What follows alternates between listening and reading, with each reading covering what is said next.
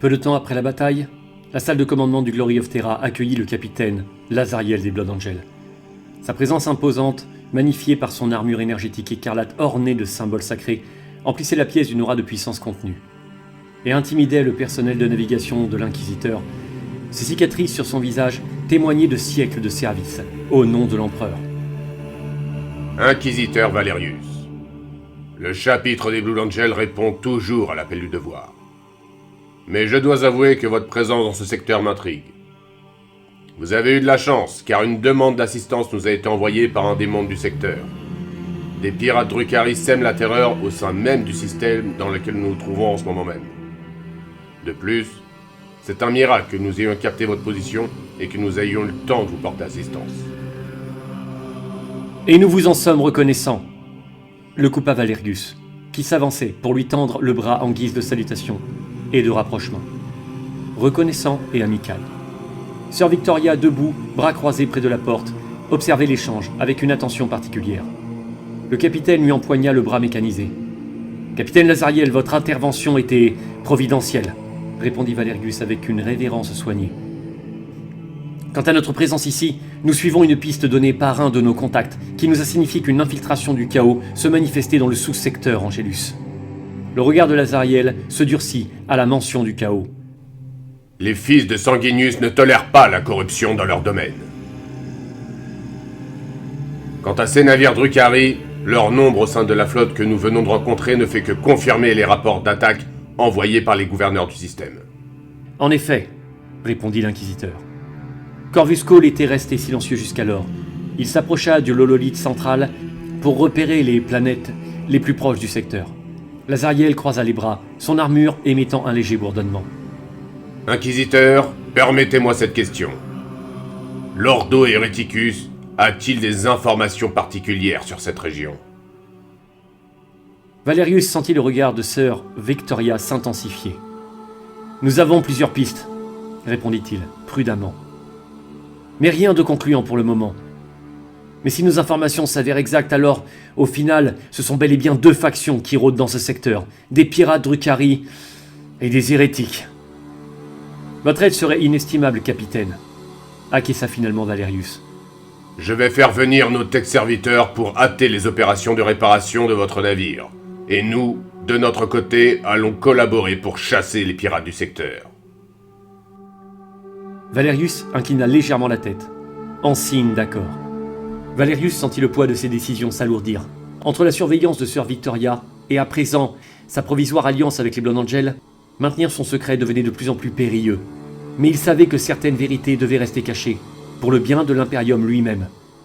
C'est pour cette raison que l'épée resterait pour l'heure verrouillée dans ses quartiers privés. Le Magos d'Elfur émit un bruit mécanique qui aurait pu passer pour un soupir. Les réparations prendront au minimum 2 semaines Terra standard, en supposant que nous trouvions les matériaux nécessaires. Alors c'est décidé. Joignez-vous à nous, Inquisiteur. L'Angels Redemption vous transportera, vous et votre équipe. Valerius échangea un regard avec ses compagnons. Corvus Cole hocha imperceptiblement la tête, tandis que sœur Victoria demeurait impassible. « Nous acceptons votre offre, capitaine », répondit finalement Valerius. « L'empereur guide nos pas dans cette direction commune. »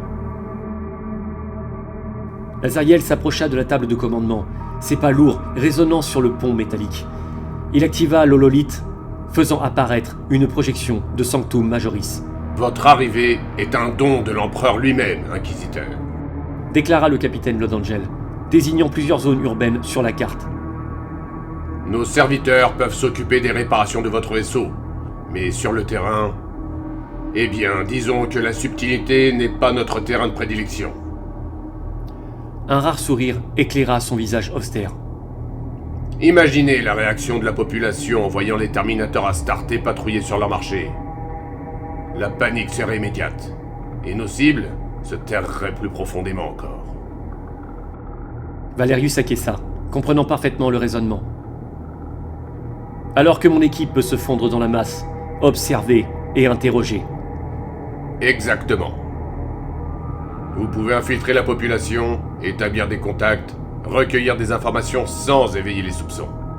Les citoyens parleront plus librement à des agents discrets qu'à des guerriers en armure énergétique de 3 mètres de haut. Corvus Cole laissa échapper ses pensées. Sans compter que les criminels ont tendance à devenir remarquablement bavards face à un inquisiteur. Pendant ce temps-là, nos tech-serviteurs superviseront la restauration du Glory of Terra. Nos serviteurs et tech-marines ont une vaste expérience de la réparation des vaisseaux de guerre. Sœur Victoria s'avança. Une stratégie qui utilise au mieux nos forces respectives.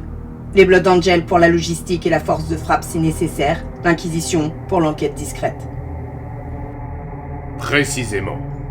Quelques instants après le briefing de mission et de nouveau en quartier libre, dans la pénombre de ses quartiers privés, Sœur Victoria s'agenouilla devant un petit hôtel portatif dédié à l'empereur. Les bougies projetaient des ombres dansantes sur son armure en céramite, tandis que l'encens sacré emplissait l'air. Elle se releva lentement et s'approcha d'une alcôve dissimulée derrière le rideau de velours pourpre.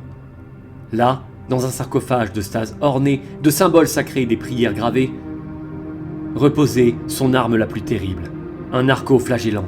« Réveillez-vous, pénitent Marius !» murmura-t-elle en activant les runes de contrôle. Le sarcophage s'ouvrit dans un sifflement de vapeur cryogénique. Le corps, cybernétiquement modifié de ce qui fut autrefois un homme, émergea lentement.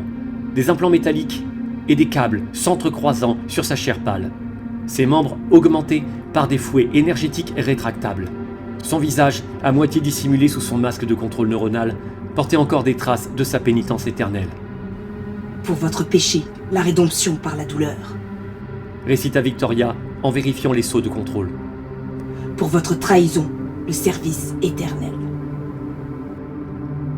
L'arco-flagellant tremblait légèrement. Ses implants bourdonnant doucement. Les drogues de combat commençaient déjà à circuler dans son système, le maintenant dans un état de docilité artificielle jusqu'à ce que le combat soit nécessaire. L'Inquisiteur cache quelque chose. Et l'Ordo Malleus veut des réponses. Si les choses tournent mal sur Sanctus Majoris. Elle laissa sa phrase en suspens, en regardant son terrible gardien.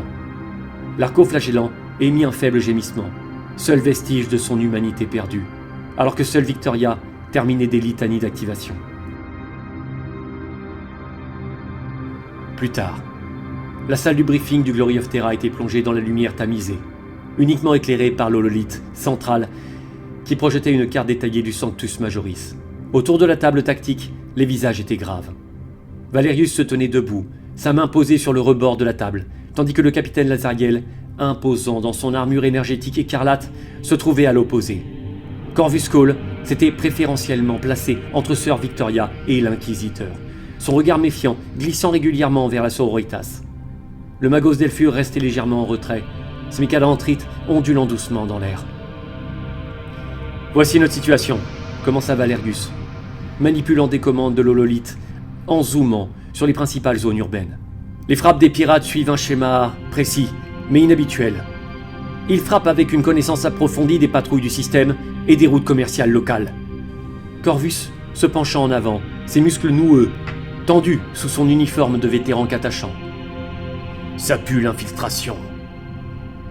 grogna-t-il. « Ces bâtards ont forcément des complices sur place. » L'empereur nous guidera vers ses xénos, déclara Sœur Victoria d'une voix tranchante. Corvus retint à peine son soupir exaspéré. Il avait vu trop de missions compromises par le zèle religieux excessif des sororitas. Son regard croisa celui de Valerius, communiquant silencieusement ses réserves.